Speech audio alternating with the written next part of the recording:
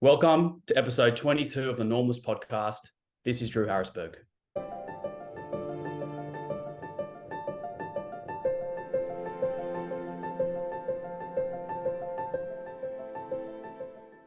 I'm really excited about this one. You being someone that's grown up with type 1 diabetes, and then I guess, myself working in that space, I think it's gonna be really interesting. We dive into the pathophysiology, but also talk a bit about your story. And I did a bit of a poll on my Instagram leading into this episode, and I just wanted to see what the listeners were interested in hearing more of. And one of the genres they were interested in was health. And what better way than to get someone on like yourself, whose background of family of doctors, a credentialed diabetes educator, exercise physiologist. It's awesome to have you, mate. Thanks for having me, mate. I'm looking forward to it. There's a lot to cover, so happy for you to take this wherever you want. So I think today's episode, a lot of the people I've spoken to in the previous episodes, it's been stories of triumph. And today, I think it's definitely down that same kind of lineage. It's something where you've taken your diagnosis and you've flipped it on its head. You've taken the glass half full approach or outlook on your diagnosis. And I think it's going to be really not only insightful, but also very uplifting for a lot of the listeners. So before we get into that kind of pathophysiology of diabetes and all the great lessons and learnings that diabetes has taught you, I just want to hear a little bit more about your incredible story, kind of set the scene for the listeners. Yeah, sure. So grew up in Sydney, had an awesome upbringing, family of doctors. I was very health conscious as a young kid. I always had a fascination for the human body, loved sport, loved performance, sort of fell in love with the gym at an early age as well. I was probably 13 years old. My dad had built like a home gym and I was just playing around with the weights at a young age. And I just couldn't get enough of trying to improve my body physically and just the way it made me feel. I loved it. So after after school, it only made sense that I'd go to university and study sports science and exercise physiology. So I finished my degree at Sydney Uni, and I was in the process of getting my accreditation for my exercise physiology, and I was doing my placement at a hospital in Sutherland, working in the cardiac rehab ward with the exercise physiologist there. And it was at that time that I sort of noticed that my health was starting to deteriorate. And I mean, when you're in the middle of sort of like a health crisis, you don't see it properly because it's kind of a slow burn and you're almost too close to it to see it. But at that time, there was a few things that I found a little bit strange. Like my recovery from workouts was just atrocious. Like I remember I went to this CrossFit gym. This is when CrossFit sort of became popular in the early days. And I thought I'd try out a workout. And I did this brutal workout, way too much that I should have done. But for 10 days, I had this like severe DOMS that I just couldn't get rid of.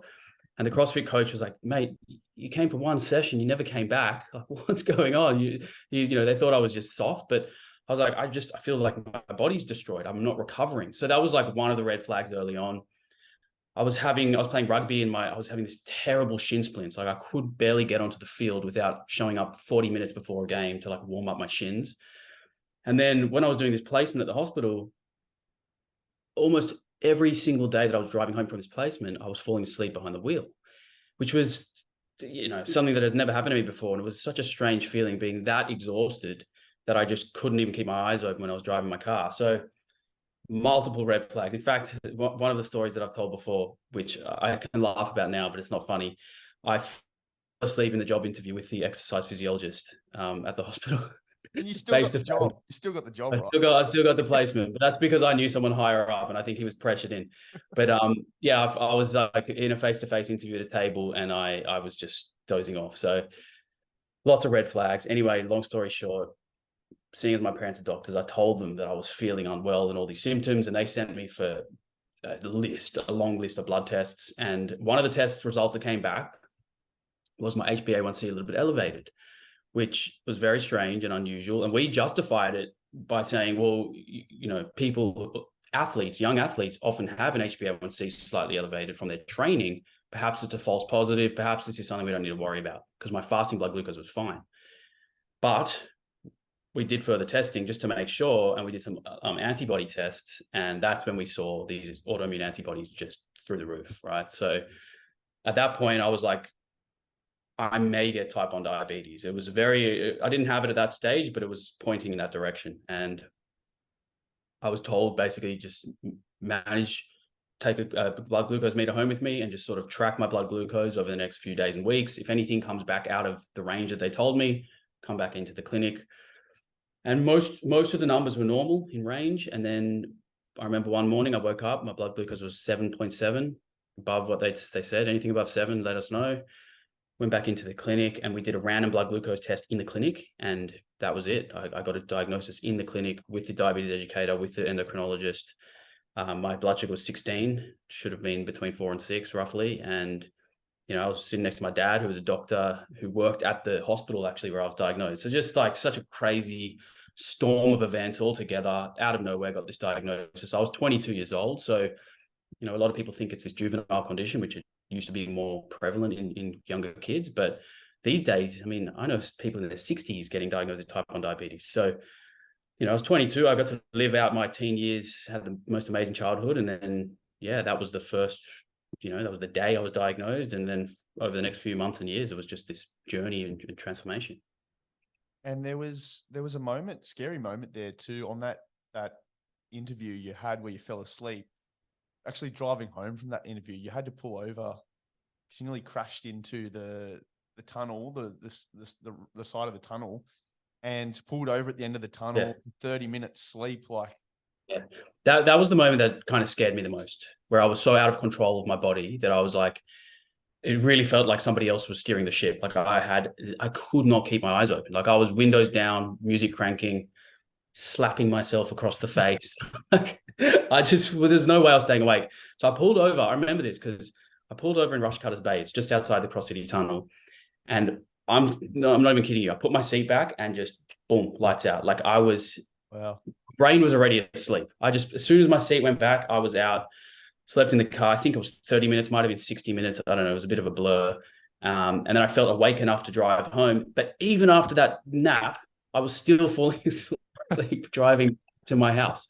I had a 15-minute drive back to my house and I couldn't keep my eyes open. So luckily I can laugh about it now because nothing bad happened, but it just kind of shows you that there's these signs that people perhaps aren't aware of when you've got undiagnosed diabetes. And even though I hadn't, technically I wasn't a type 1 diabetic yet, my gut tells me that I was having these fluctuations in blood glucose for months and months and months, and that my lifestyle was keeping me just in range enough. So, you know, perhaps I'd have 2 weeks. I don't know this for sure, but this is what I'm thinking is perhaps I would have a couple of weeks where my blood glucose response to meals was not adequate, and it was well above the normal range, and it would make me exhausted. I'd get a buildup of glucose in the bloodstream, probably buildup of ketones as well.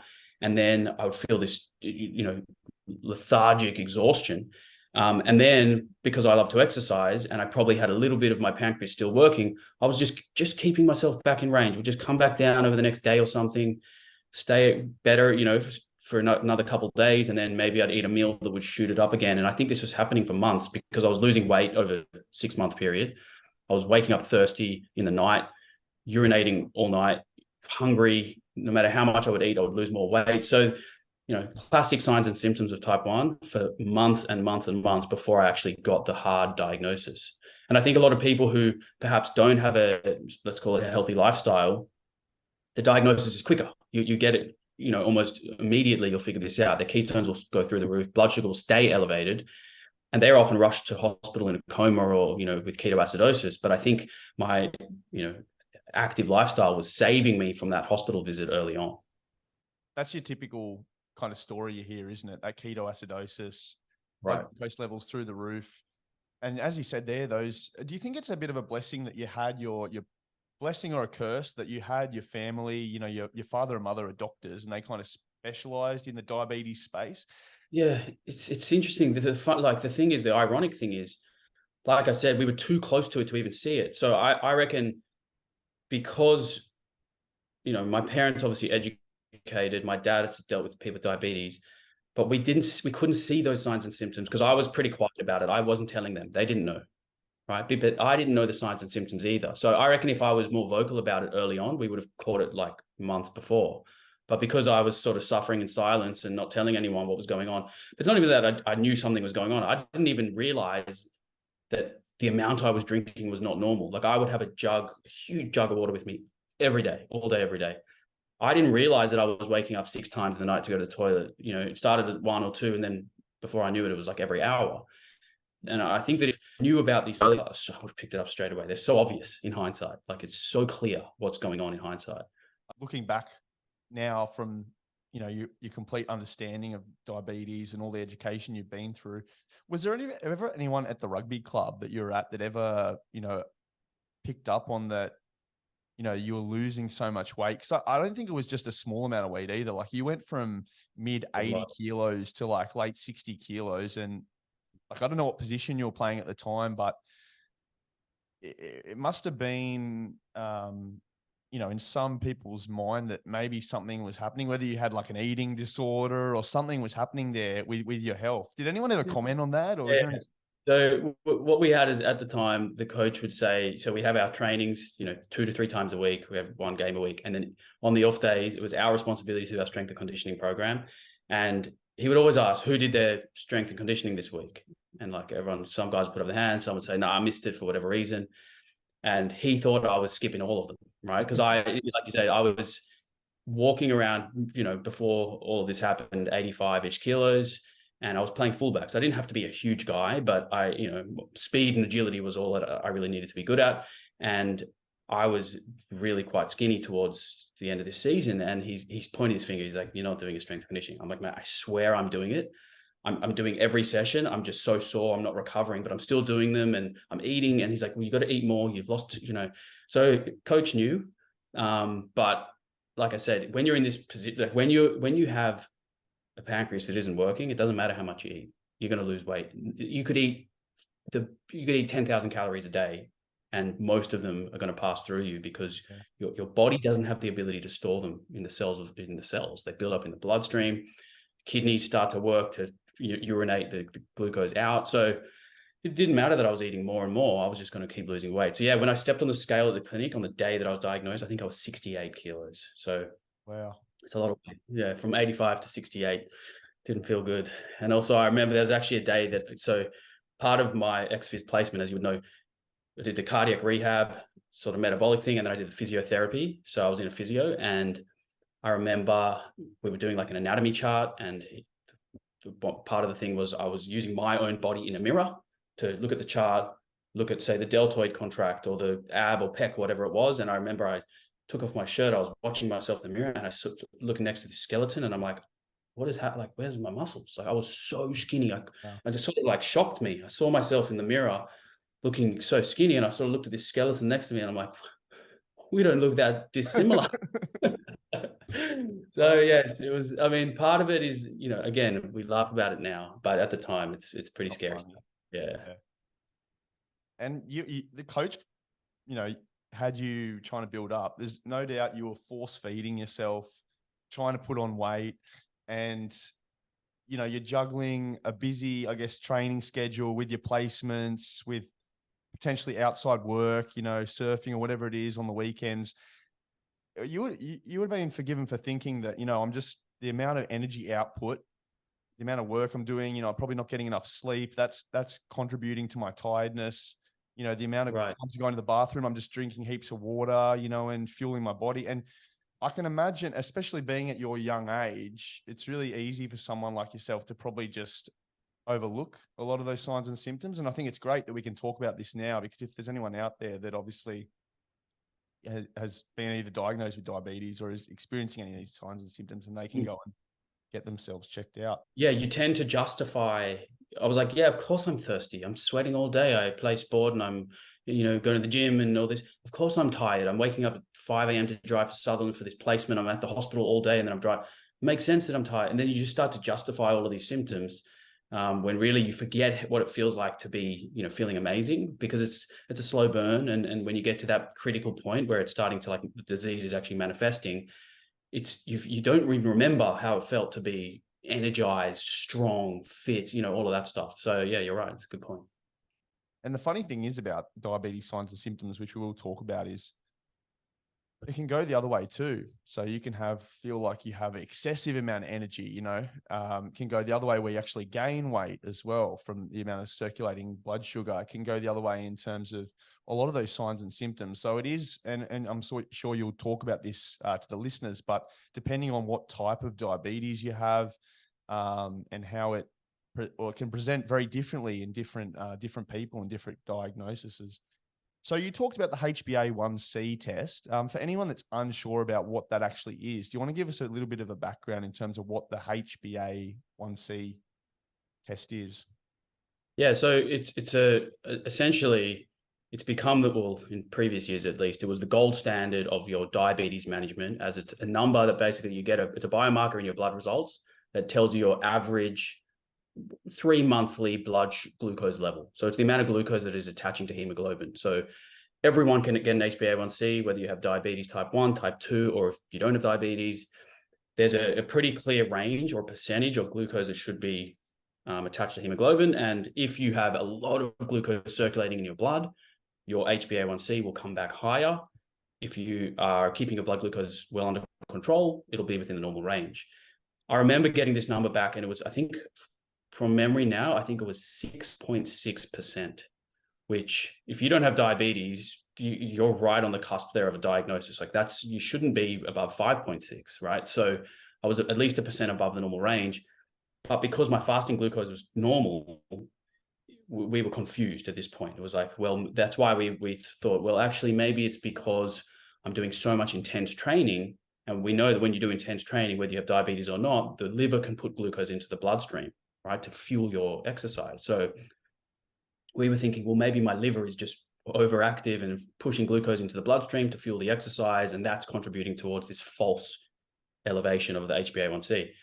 But it wasn't. What I actually think it was I was just going through these waves of high, like weeks at a time of high blood glucose, and then over a year or 3 months, you get this level that's sort of above the normal range.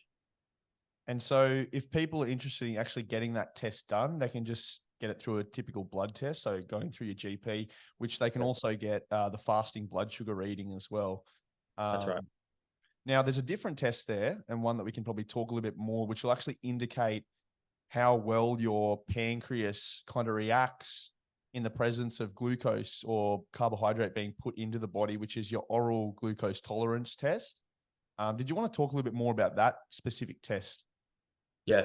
I mean, thankfully, I've never had to have one because apparently it's not very pleasant. So the oral glucose tolerance test is usually done for people who have insulin resistance or type 2 diabetes. You're not going to do this test if you have type 1 diabetes. So you consume a glucose liquid, pure glucose, 75 milligrams, I believe it is, mils of this pure glucose. Apparently it doesn't taste very good. And essentially what you're looking at is over the next 2 hours, what is your blood glucose level doing? How high does it go? Does it come back down into the normal range within 2 hours?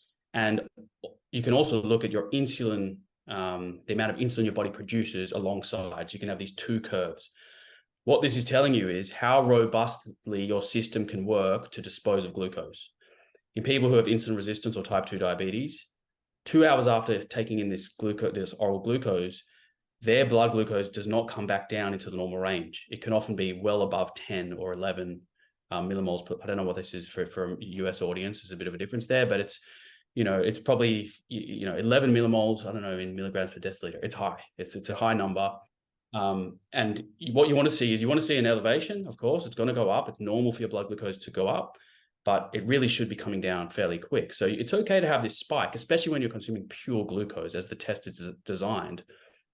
But 2 hours later or 3 hours later, even if you're not back into the normal range, it's indicating that either your pancreas isn't working properly to produce enough insulin to actually bring your blood glucose down, or if it is producing enough insulin, you're resistant to the effects of the insulin.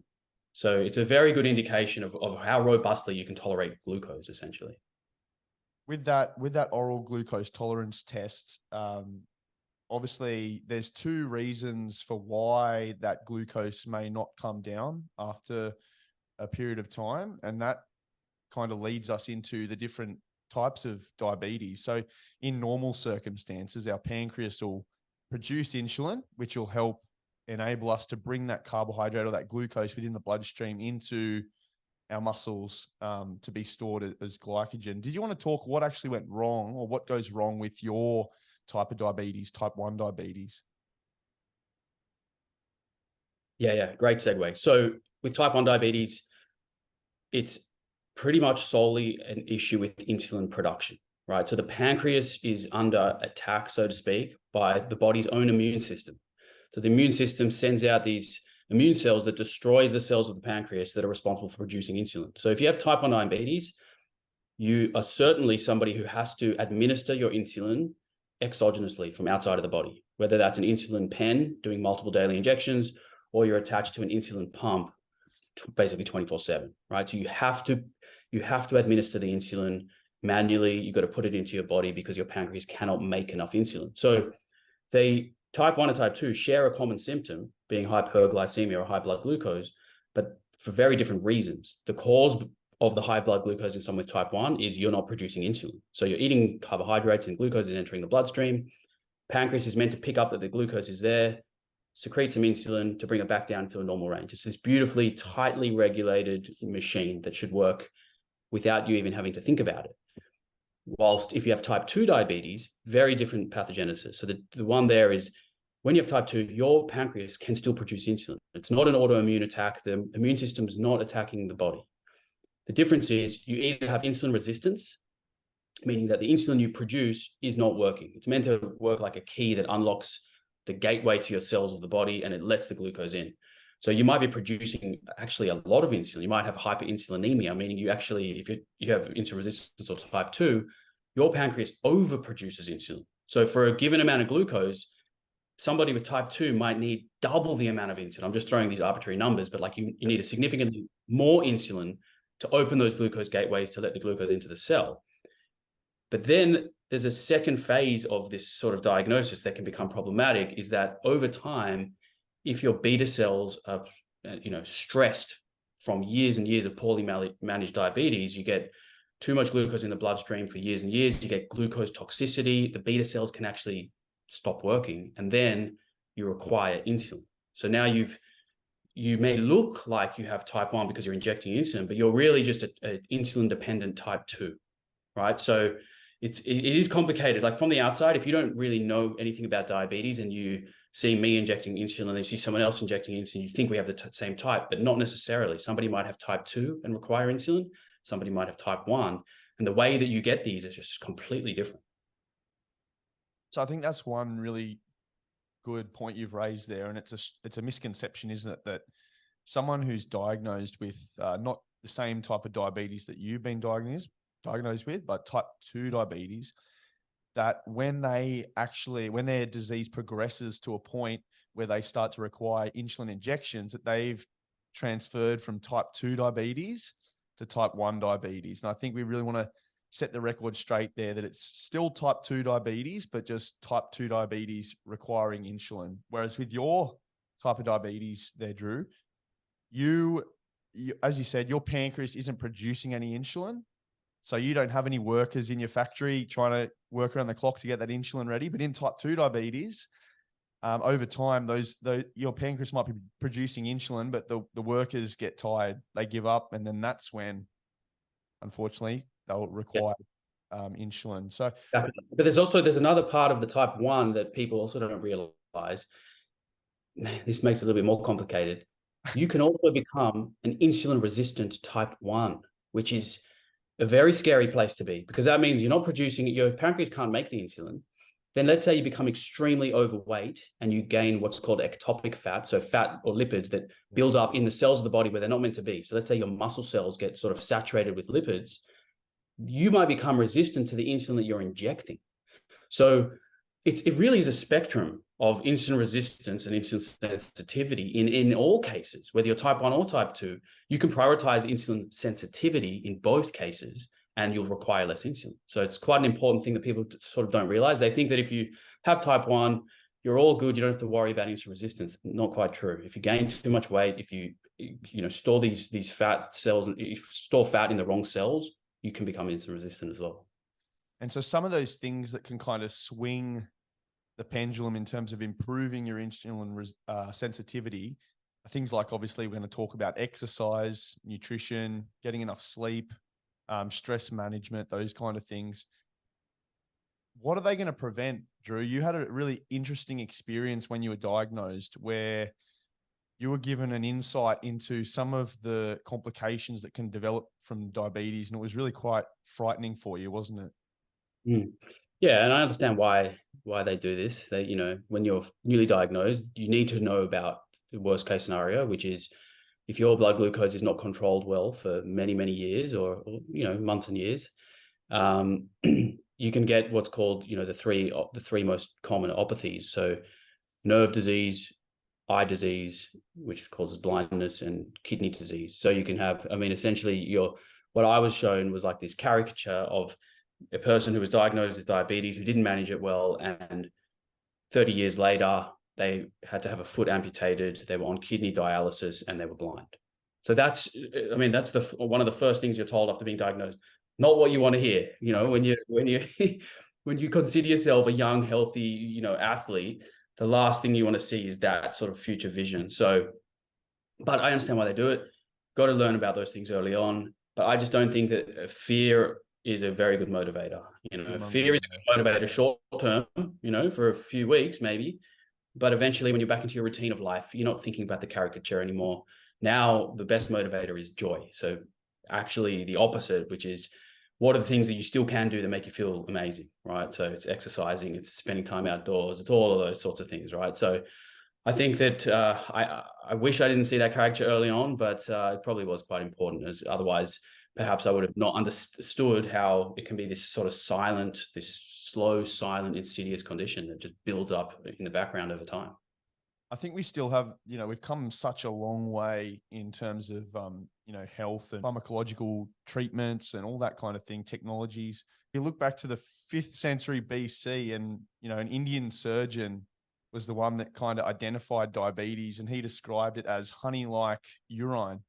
And in that point in time, the way they were actually determining whether someone had diabetes or not was getting them to urinate into a cup or on the ground and seeing if the ants came, did it taste sweet, and was it sticky to touch? And can you imagine, living in that those times and having to go through that? Yeah, crazy to think doctors used to taste their patients' urine. I hope they're It's getting paid wild well. now. Oh, they surely got paid well. But when you contrast that with the technology today, wow, what a difference! CGMs and apps on our phones. It's just incredible. Even for me, like when I was diagnosed, I was doing 16 finger pricks per day.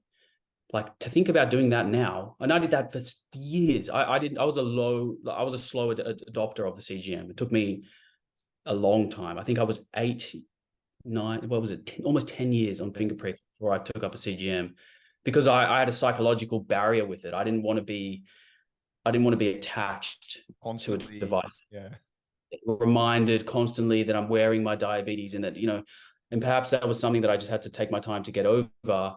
But yeah, I took the leap, and I'm so happy I did.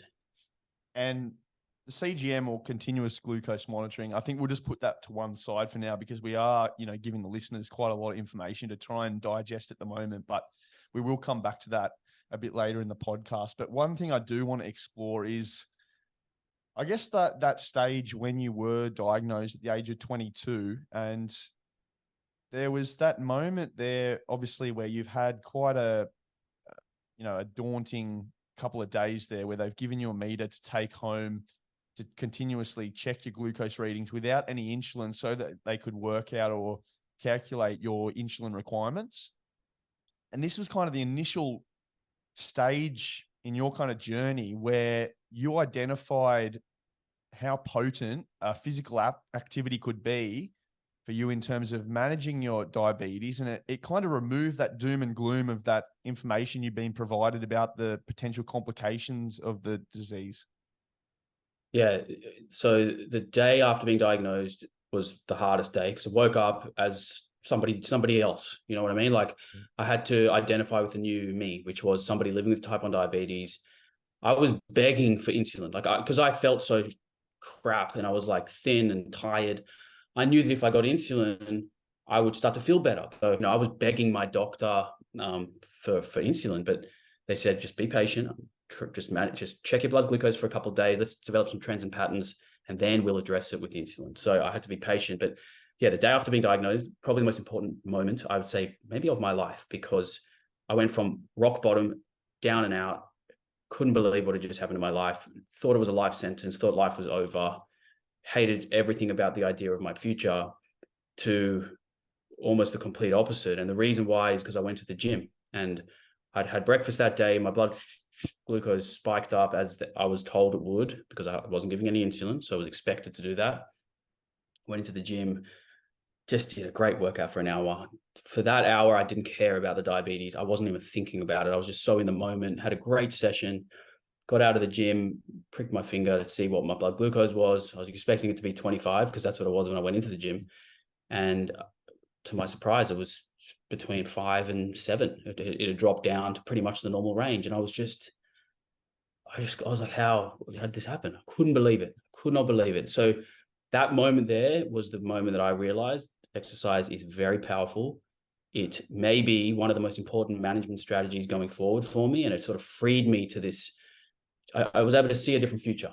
So I no longer felt like a slave to this diabetes. I felt like, actually, you know what, I can probably regain some control here. So very important day for me. And yeah, I mean, the next few years, even still, continual self-experimentation with different types of exercise, how it affects your blood glucose level, how it affects your insulin requirements. It was just it was an amazing journey. But the very, very important moment for me to figure that out on day one. I mean, I imagine a lot of people never get to experience that much of a drastic moment in their lives. So I was grateful for that one. And I think the really important thing there is actually now you've flipped your diagnosis on its head. As I said at the start of the podcast, that the glass half full.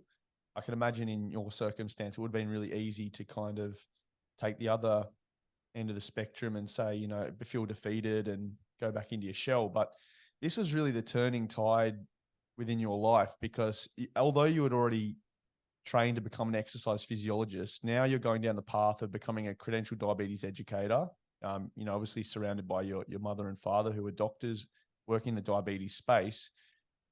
And now what you're doing, you know, with your online training programs and the way you're influencing other people's lives online, this has really become the hero of your story. And I think you're a real inspiration for a lot of people. And it comes back to this commonality of exercise and the fact that movement has really helped you take charge, take control of your life.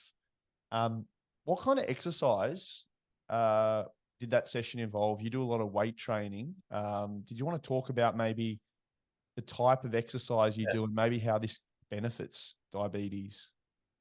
Yeah, I mean, this particular workout was full body, you know, all of the sort of compound moves.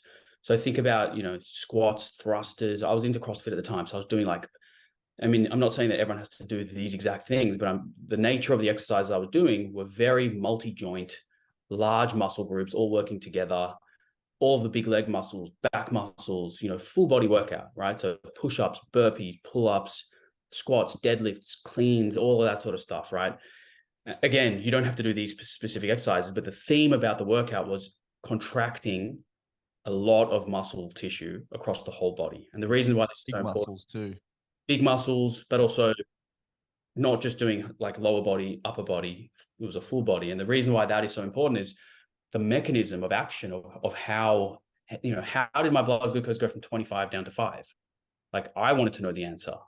And I had an understanding from my exercise physiology days, but this is the thing, when you're learning out of a textbook compared to the lived experience, it's a vastly different lesson. So essentially what happens is when you contract your muscles, you get the opening of these glucose gateways, right? Which usually the only way to open these gateways is with insulin, whether your body produces it naturally or if you inject it as somebody with type 1, the insulin is the key to unlock the gateways. But the body is very smart and it has another mechanism, which is, I mean, there's so many names for it, but essentially it's exercise induced.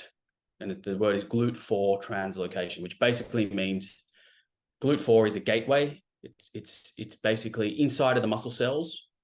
It's lying deep in the muscle cell. Signal for that movement of the gateway to open, contract your muscles. And I think the reason why this workout worked so well was because I was opening so many gateways because I was contracting so much muscle tissue, right? Had I gone into the gym that day and just did a set of bicep curls, I might have seen my blood glucose go from 25 to 24, you know, but 60 minutes of just contracting all this muscle, opening all these gateways. And also it's twofold.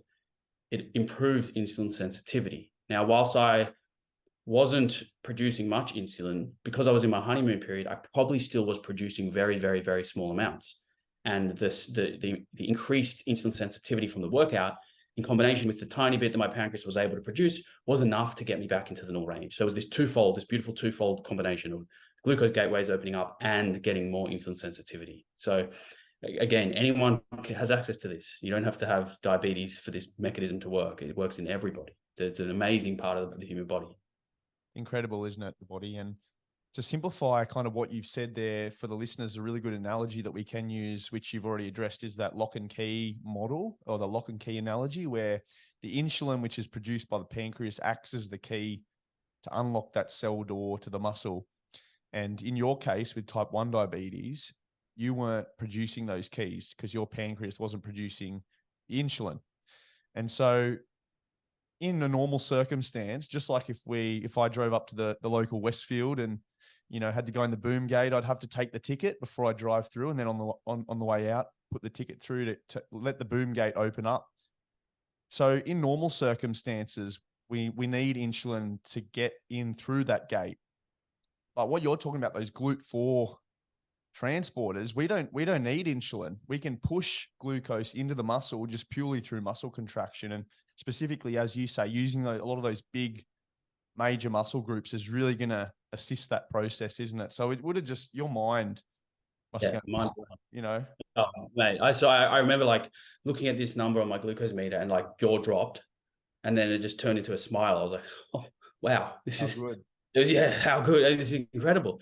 And then, you know, the sort of the dark side, which I haven't spoken about a lot on many podcasts, but I guess we can talk a little bit about it now if we have time.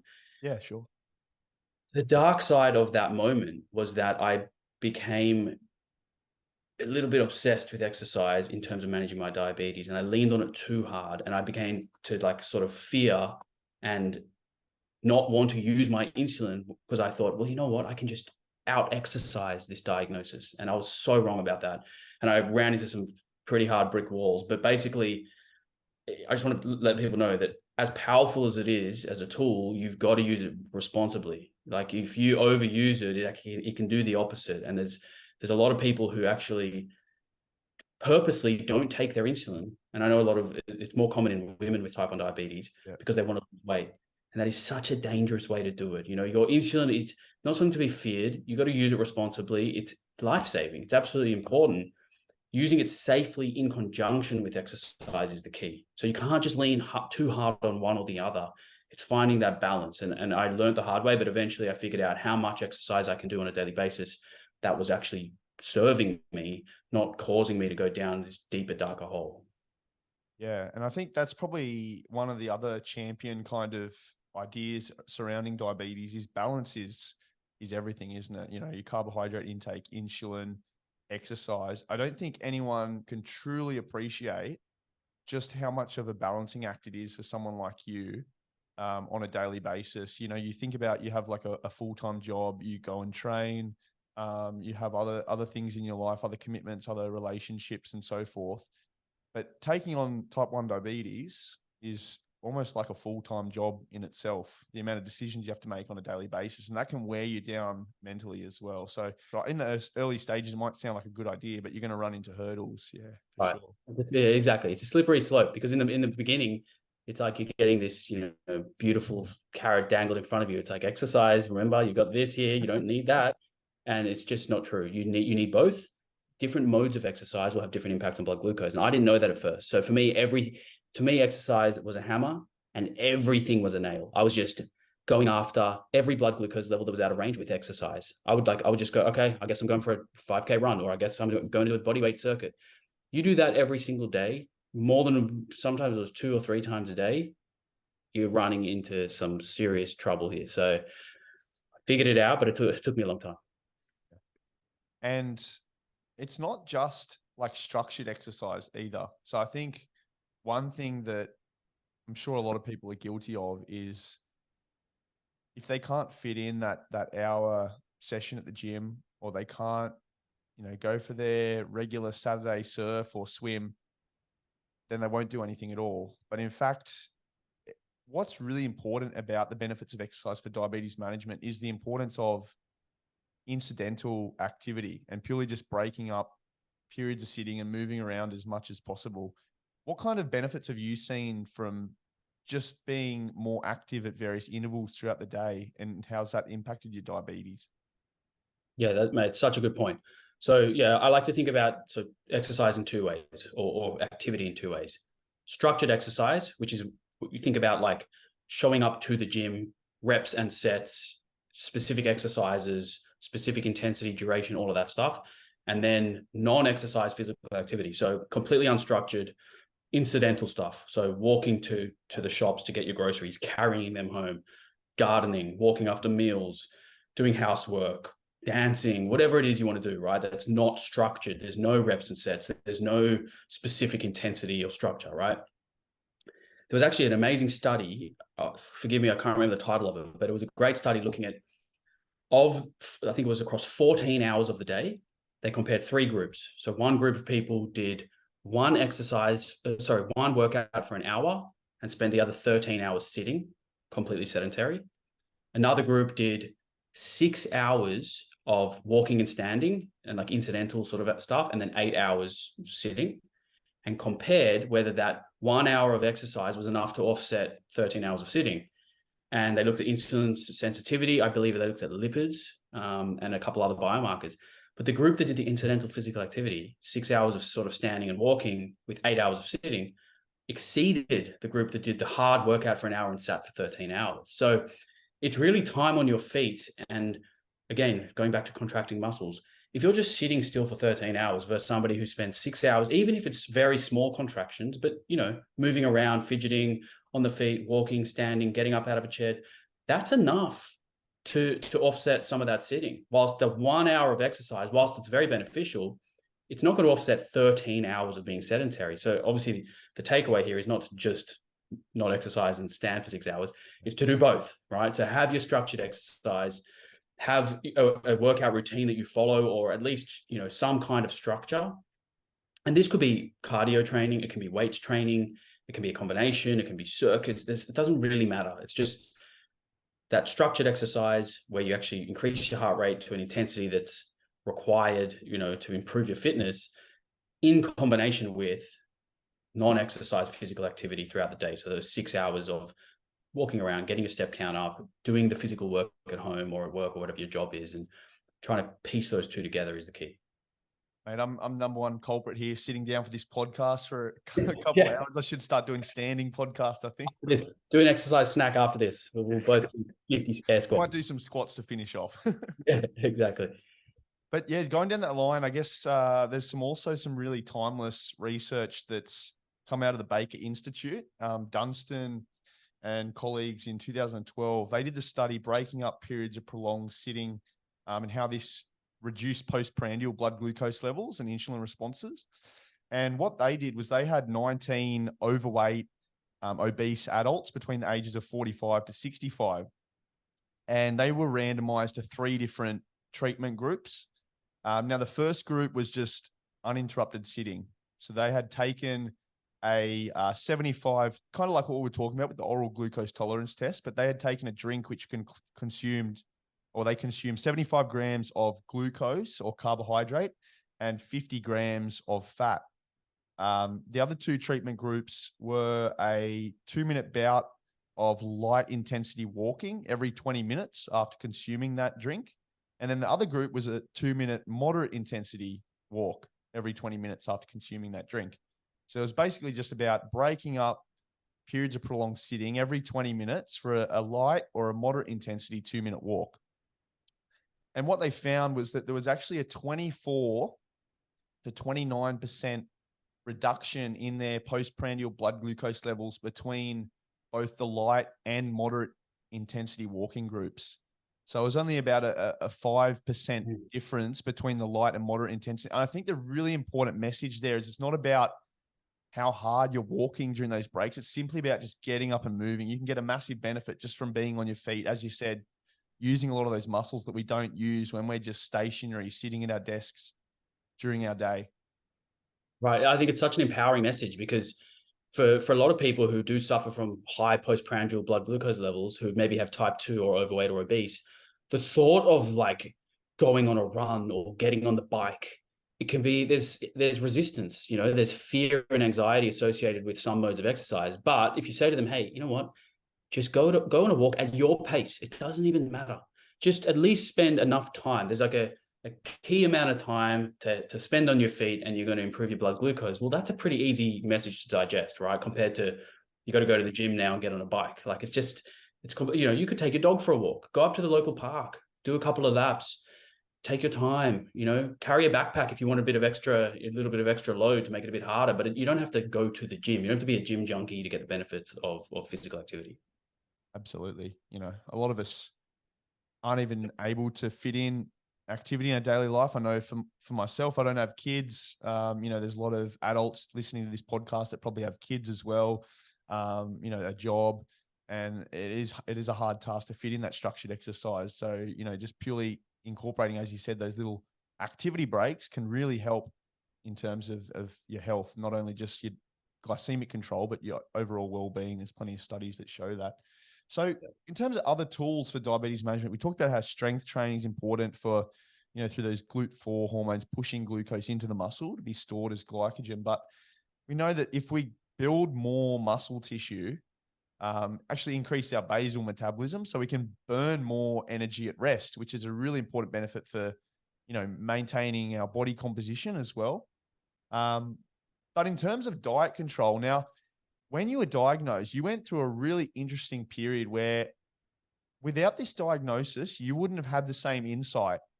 You became your own guinea pig, and you were like your own lab rat. And this is when you got an opportunity to trial a whole host of different diets. And the first one, I guess, that we're most familiar with before you became accustomed to, the keto, the paleo diet, and we'll get on to the vegetarian diet, which you're on now. But no doubt when you were sitting in that or in the weeks after your diagnosis, you became familiar with the Australian Guide to Healthy Eating. No doubt some of the dietitians there, educated you on that. What kind of principles are we taught at the moment, or dietitians are taught through universities at the moment? And I guess what are the key principles of what makes a healthy diet, or is advised these days for people like yourself diagnosed with diabetes? Yeah, so at the time I was angry, I was frustrated. I hated the fact that I was just diagnosed with this lifelong condition, and I was not in a position really I didn't want to listen. I just wanted to like figure everything out on my own, right? So I was told by some of the dietitians and doctors that there is a diet that I should be following, and it should contain carbohydrates, and it was a balanced evidence-based approach, to be honest. And at the time I didn't like it. To me it seemed outdated. It seemed like it wasn't the best way. And I went to Google to find some other answers. I wanted to know what other people were doing, right? Which, led me down a rabbit hole of Googling different dietary approaches to manage type 1 diabetes. And the first thing I found was a paleo diet.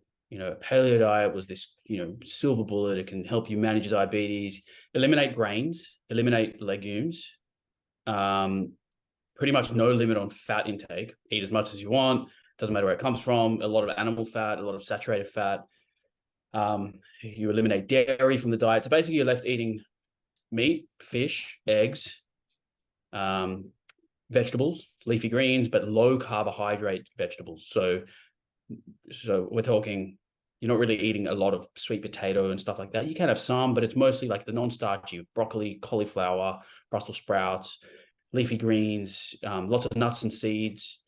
But yeah, you're not eating oats, you're not eating rice, you're not having bread, pasta, nothing, right?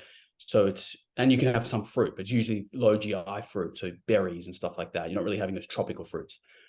So adopting that approach was pretty beneficial, as you can imagine. So obviously, naturally, I actually lost some weight because I was cutting out so many food groups from my diet that you would eat less calories, right?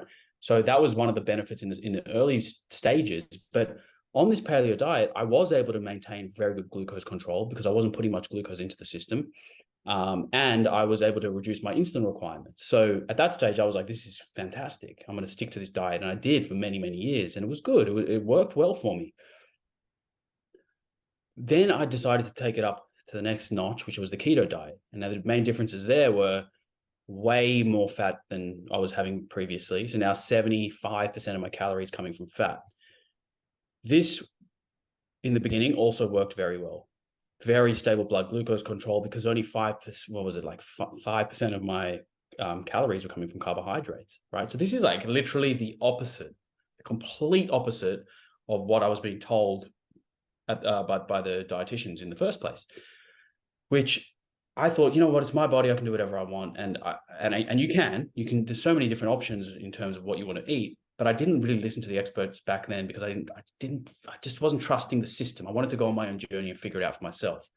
So keto diet, also good control. Couple months, really, really good results. The lowest insulin requirements that I'd had since being diagnosed, the flattest blood glucose levels. And I thought, this is it. I found the diet. I'm going to stick with this forever. Fast forward another couple months, so now 4 months in, and every day would get higher and higher. And I'm talking like at some days, it was like I was waking up consistently day after day, 12, 13 millimoles of fasting blood glucose, when really I wanted it to be around 5. So what did I do to try to combat that? Give more basal insulin. So that's the insulin I was taking every evening. Sits in your bloodstream for 24 hours as like sort of a background insulin. And what that's meant to do is that should bring you back down so that you have a normal fasting blood glucose. But I couldn't combat this high blood glucose even with basal insulin. It's like the insulin wasn't working, right? Then the insulin that I was the fast acting insulin, so that's the insulin I was giving at meals, you take that as a correction dose to bring you back into the normal range. Again, wasn't working. So I'll give these quite large doses of this fast acting insulin, which you would expect to bring you back down to normal within a couple of hours, wasn't touching anything. It wasn't doing anything. Right. So then I was at a point where I was like, okay, hold on a second. I think I might be actually resistant to the insulin that I'm injecting, which is a very scary place to be if you have type 1. If you aren't producing insulin and it's not working when you inject it, you're in trouble, right? That's not good. It's not a good place to be. So fast forward a little bit more, and basically I realized that very, very high saturated fat intake in combination with very low carbohydrate intake, it essentially worsens your glucose tolerance. Right. And somewhat, some people call it transient and some people don't think it's pathological, but let's call it reduces your insulin sensitivity. I want to say it causes insulin resistance, but it's a bit of a slippery slope. It, in a nutshell, worsens your insulin sensitivity, worsens your glucose tolerance. So then you go and have even a little bit of glucose, like even a banana. Let's say even after training, you want to have a little bit of a sweet potato or some blueberries. Your ability to tolerate glucose is down, diminished. Right. Your sensitivity to insulin is worse. So now the smallest amount of carbs look like they're causing all these high spikes in blood glucose, which they are, but it's because of the context that you're eating them in. If you eat carbs in a context of high saturated fat intake, and you've been low carb for many months before that, well, then your ability to tolerate the carbs isn't very good. And that's what happened to me. I got to this point where I just couldn't tolerate glucose. And I'm not just talking about glucose from my diet, even the glucose my body was producing. So let's say my liver overnight, the reason I was waking up with high blood glucose is my liver was pushing out all this glucose overnight. And what should have happened was the insulin that I was injecting should say to the liver, hey, we're good. You don't need to keep pushing it out. Let's put some of the glucose into the muscle as glycogen. Let's put some of the glucose into the liver as glycogen. You don't need to be pouring out glucose all night. But it wasn't receiving that message. And my liver was just overproducing this glucose. And my muscles, which are like these sponges that are meant to be the biggest glucose sink in the body, where the glucose can go and be stored, it wasn't picking it up. Or if it was, the rate of glucose out of the liver was exceeding the rate of input into the muscle. So at that stage, I sort of went back and I was thinking, you know what? Maybe the advice I was given early on by the dietitians was right. Maybe there was some truth to that. Maybe I should actually listen to some of that. And I found an approach that's sort of, it's not quite what the dietitians are recommending because I don't eat dairy. And I, there's certain things about my diet that look a bit different, but now it's about, I eat a plant-based diet that's very balanced. If you think about the amount of carbs, protein, and fat that I eat. So, probably 40 to 50% of my calories come from carbohydrate, roughly, let's say 25% from protein and 25 from fat. So the macros look similar to what I was actually told in the beginning, but the foods that I eat are a little bit different. But still, like, now it's balanced. Now I eat oats, I eat brown rice, I eat all these different grains. I eat a lot of fruit. I eat starchy vegetables, non-starchy vegetables. The only thing I don't eat now is meat, but I found a way to replace it in my diet through other ways. But yeah, man, like, it's been a journey of different dietary approaches. And I think what I learned, the biggest lesson what I learned was the impact of saturated fat on insulin sensitivity is very, very key. And there's many studies that show if you swap saturated fat for unsaturated fat, so if you think about swapping, butter or full fat, like fatty cuts of meat, cheese, all those things with avocado, olive oil, certain nuts and seeds, the unsaturated fats actually improve your insulin sensitivity independent of weight loss. So such an interesting point you make there. And it brings me back to some more research where I think Matheson, they had this study where they were looking at the number of healthy habits that individuals adopted. And there was 3 different groups. There was normal weight individuals, overweight, and obese individuals. And this was based on their BMIs, which obviously isn't the ideal indication of someone's, health status, but they were looking at lifestyle habits such as eating 5 serves of fruit and vegetables a day, exercising frequently, consuming alcohol in moderation, not smoking, and how these factors, adopting 4 or more of these healthy habits, how that affected their mortality risk. And what they actually found was that regardless of, whether they were overweight or healthy weight, if they adopted 4 healthy habits, they had a consistent improvement across the board in their reduced risk of mortality, for cardiovascular mortality. The greatest benefit was seen in that obese group, but what they found was that if the healthy group didn't adopt any healthy habits, and the obese group did, then their health status was improved. So it goes to show the benefit of not only just someone's body weight or their BMI, but also the effect of just purely adopting those healthy habits, like you said there. So purely changing from like a saturated fat, like a cheese or cream butter, to something like your monopolyinsaturated fats like nuts and avocado. You can change your insulin sensitivity regardless of your weight status. Yeah. And I mean, if you looked at me at the time on the outside, you would think, oh, his diabetes must be perfect.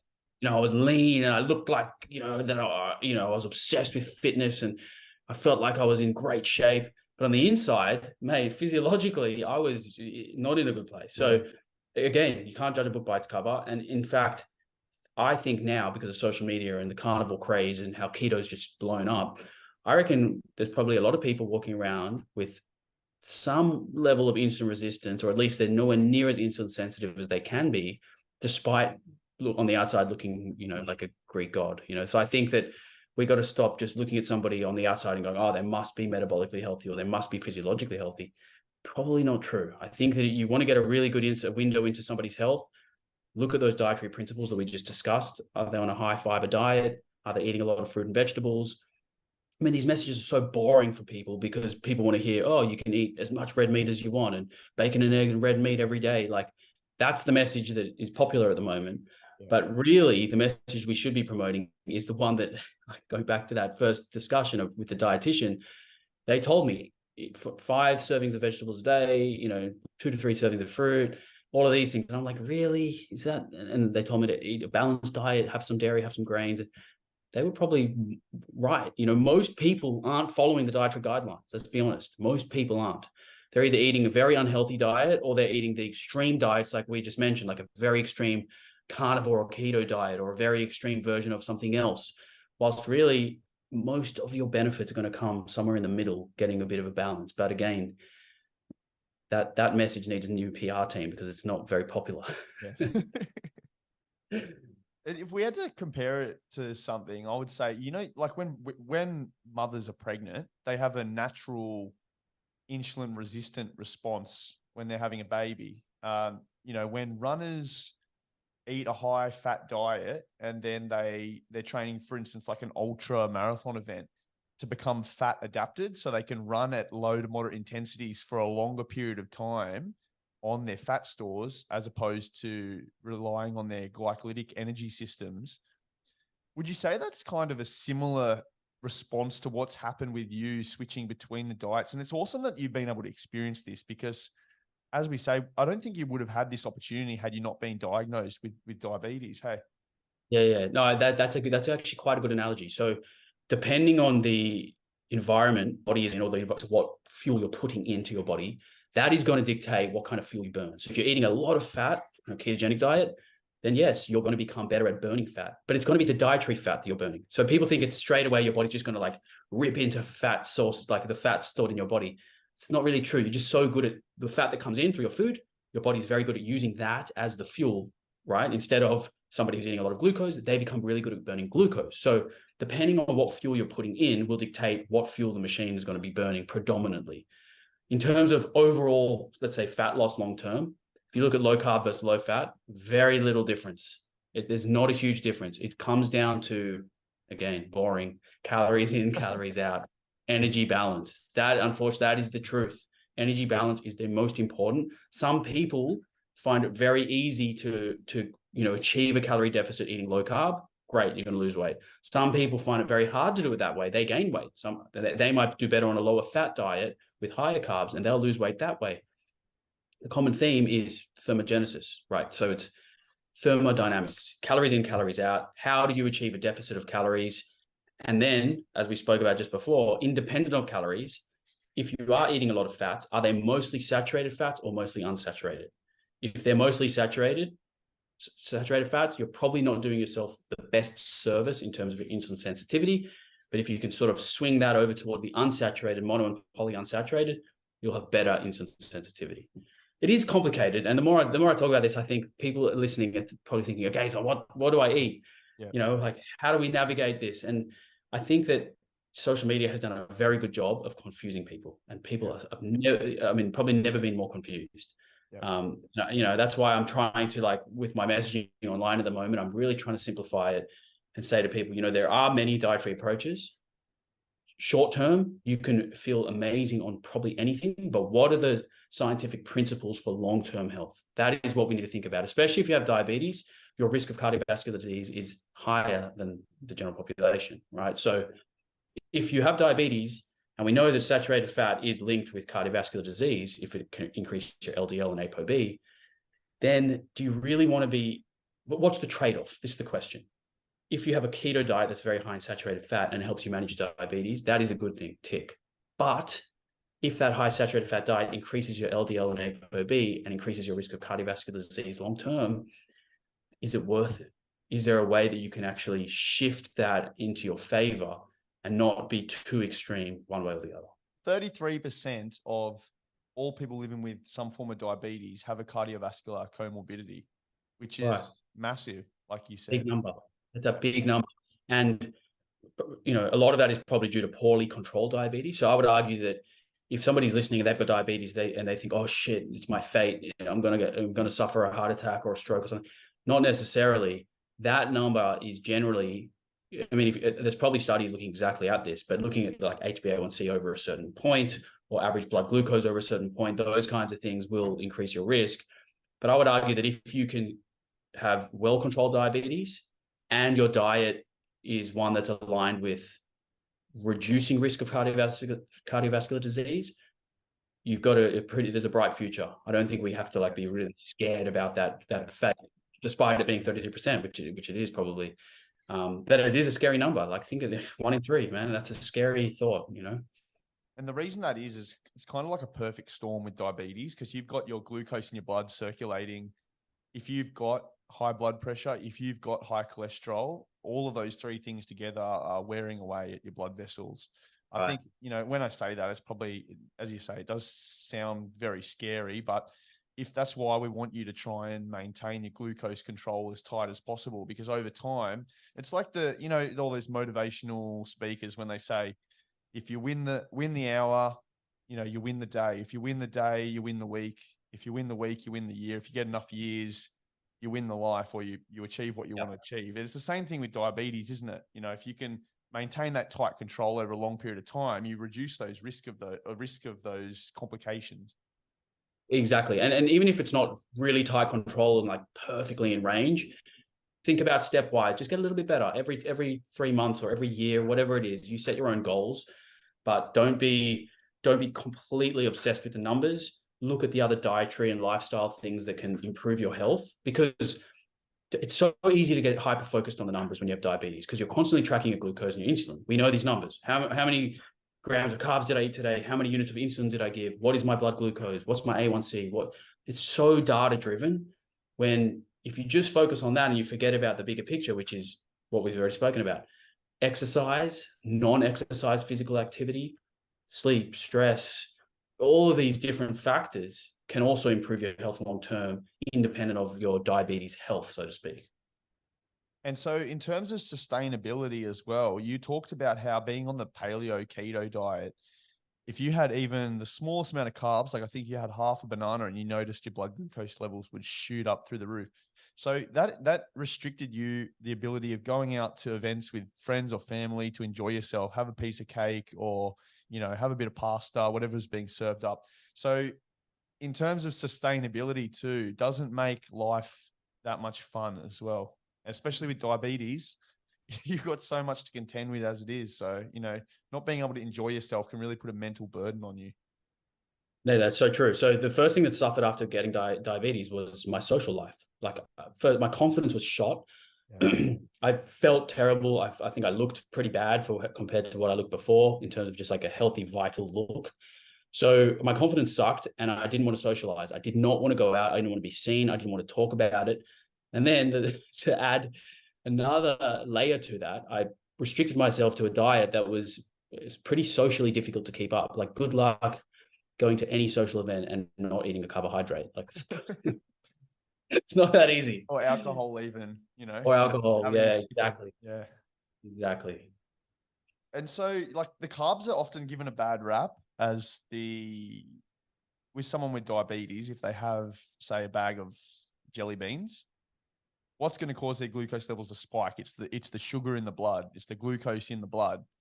But if it's, say, type 2 diabetes in this instance, what actually caused them to get to that point where the jelly beans or the sugar in the blood has actually caused their glucose levels to spike is not an excessive amount of intake of those jelly beans. It's likely related to, as you say, that intake of those saturated fats, which has caused that ectopic lipid buildup. So overconsumption of those, butter, cheese, creams, those animal fats, very high fat meats and fried foods. But that's obviously, I need to disclaim, and that's obviously not the only cause, lifestyle related things. There is virus and other factors which can cause this, family history and so forth. But in the nutritional sense, that's often the cause of the issue, isn't it? Yeah, I mean, I think there's a few layers to this. So definitely a high intake of saturated fat is one, but also refined carbohydrates are probably equally as bad if you look at the research around both. So when you look at like a substitution analysis, so swapping this for that in simple terms in nutrition science, if you swap saturated fat for unsaturated fat, you move in the positive direction. It's a good swap. If you swap saturated fat for refined carbohydrate and sugar, it seems to be just like a lateral neutral shift, or maybe worse, right? So it's not going to, it's compared to what is the question we've got to ask. So refined carbohydrates, saturated fat, but the most common theme around this is excessive calorie intake from probably both or all of the above. Yep. Just eating too many calories leading to weight gain. You get the lipids, you get fat buildup in cells that it shouldn't be. That causes your insulin to be not working as well. That key just can't unlock the gates. So when you go and eat the banana or the jelly beans or whatever whatever has the glucose in it, you're going to see this pronounced spike and you're going to blame that food for it. But really what you should be blaming is potentially eating too much saturated fat, eating too many calories in general, and just being in an excess of calories, probably too many refined sugars, ultra processed foods, all these kinds of things. So I think it is quite, it's more complex than just there's one thing that causes it. It's a storm. Like you just said, there's genetics element to it, even in type 2 diabetes, who body weight and they can have type 2 diabetes, right? So, and that's because they have visceral fat, right? They have an increase in visceral fat, not the subcutaneous that's under the skin that you can pinch and squeeze. It's the fat around the organs. It's in the pancreas. It's in the liver. It's in the muscle, right? So those people on the outside, they look just like a normal healthy body weight, but on the inside, they are actually quote unquote fat. I hate to use that term, but that's, there's a lot of lipids that are built up inside of their organs. I guess one of the questions I would have for you, a lot of people listening to this, if they do have diabetes, they would be concerned by addressing the idea of limiting carbohydrate intake as being a risk factor for potentially having a hypo, particularly during the night, and that can be fatal. What other kind of experiences have you had with adopting a vegetarian diet on the flip side of that have presented some barriers, certain vitamins and minerals like B12, for instance? Is there any other hurdles there that you've kind of faced with being a vegetarian or predominantly plant-based that has impacted your diabetes management or your health in general? Because I imagine it'd be more so related to other things rather than your diabetes potentially. Yeah. So the diabetes management side of things, never been better. My insulin to carb ratio, fantastic, very insulin sensitive, very able to tolerate glucose, great glucose tolerance. Those kinds of, my HbA1c came down, my average blood glucose lower, my standard deviations tighter, all of those metrics, fantastic. Put it in perspective, for the unit of insulin to amount of carbs that you are metabolizing between being keto and vegetarian, can you just provide that to the listeners too? Because I think that's really interesting as well. Yeah. So, okay. So let me think. I've got to go back in time here. Paleo diet, roughly, this is also from memory, and I realize that memory retention can be pretty useless over 7 to 10 years. Roughly 1 unit of insulin would metabolize about 10 grams of carbohydrate, right? After a workout, when I'm more insulin sensitive, maybe it was like 1 to 15. And that used to be what was called one exchange. That was like an exchange was 15 grams of carbs. And typically when you're first diagnosed, you're told to go on a ratio of about 1 to 15. So 1 unit of insulin will allow you to eat 15 grams of carbs. When I went keto, obviously you're not eating much carbohydrate, right? So the number of my insulin requirements came down significantly because I was not eating carbs. Yeah. But you can eat about 5% of your calories from carbs on a keto diet. Even if they're from vegetables that are non-starchy, it adds up. If you eat a huge bowl of salad and there's 5 or 10 grams of carbs in the whole salad, that's going to require some insulin. Yep. My ratio when I was keto was, I'm going to say at some points it was probably like 1 unit of insulin for like 3 grams of carbs. Like I could barely metabolize carbs. I would need so much insulin. So I would eat a bowl of salad with a huge piece of fish, let's say, or, whatever the meal was. It could be a lot of meat or eggs. I would have to take quite a bit of insulin, even just for some protein and fat with a tiny little bit of carbs. Or after a workout, I wanted to eat half a banana in a smoothie with some like a protein shake. I would need quite a bit of insulin for that. So it was counterintuitive, and you would think that you would need way, way, way less insulin for carbohydrates when you're on keto diet. You would think that you'd be needing tiny amounts of insulin to metabolize carbs, but it was actually the opposite. Your carbohydrate tolerance worsens when you're not eating carbohydrates and eating heaps of fat. Compared to now, some days my ratio can be like 1 to 25, 1 to 30. So it's like I haven't experienced anything like it in the previous diets. But let's talk about the other hurdles, right? So being plant-based, you've got to keep an eye on B12, which is a very, very, very simple fix. It's a daily supplement or even just 2 or 3 times a week, a B12 supplement, whether it's a spray or a multivitamin. I take a multivitamin because I just find it very convenient. And for me, it bulletproofs that part of it. I don't have to worry about B12. I get my blood tested every few months.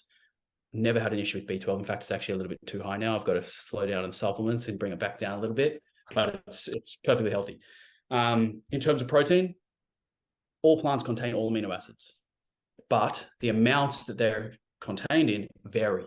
So some plants will be lower in one amino acid and higher in others. Other plants will be higher in others and lower.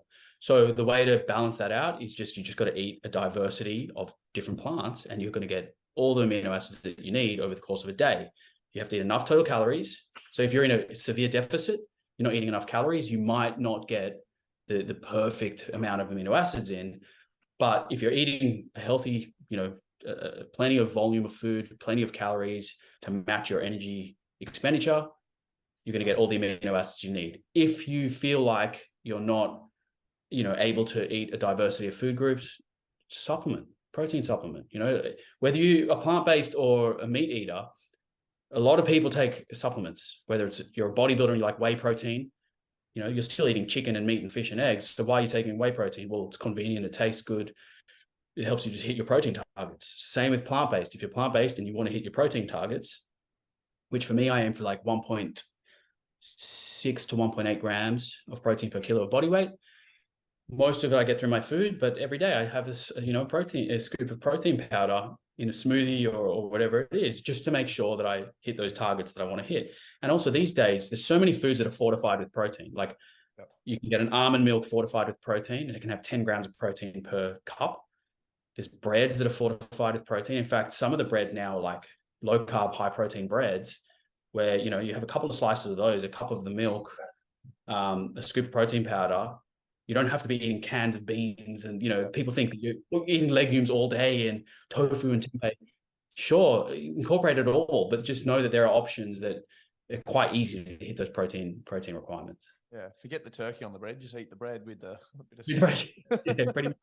Yeah, like the fortified pasta. I've seen that. Like that too. Yes. Kind of yeah, definitely.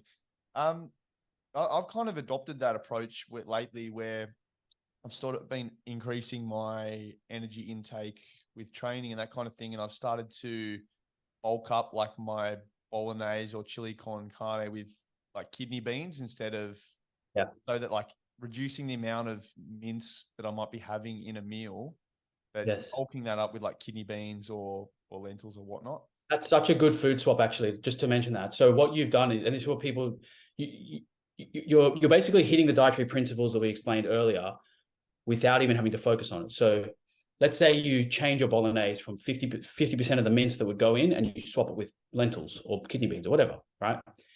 You've just reduced the saturated fat profile of that meal by taking out some of the fat from the meat. You've replaced it with protein from plants, right? And what comes with that? Fiber, tick, very good. You're obviously getting the amino acids from the lentils, so you're getting some protein in there, and the bulk, the volume of the lentils, it fills you up on less calories. So you kind of, that's why I think a plant-based or a plant-predominant, at least plant-predominant diet is such a great way for people to maintain healthy body weight, insulin sensitivity, all of these things we mentioned quite effortlessly, because naturally plants don't have saturated fat. They're not high unless it's coconut oil. That's an issue.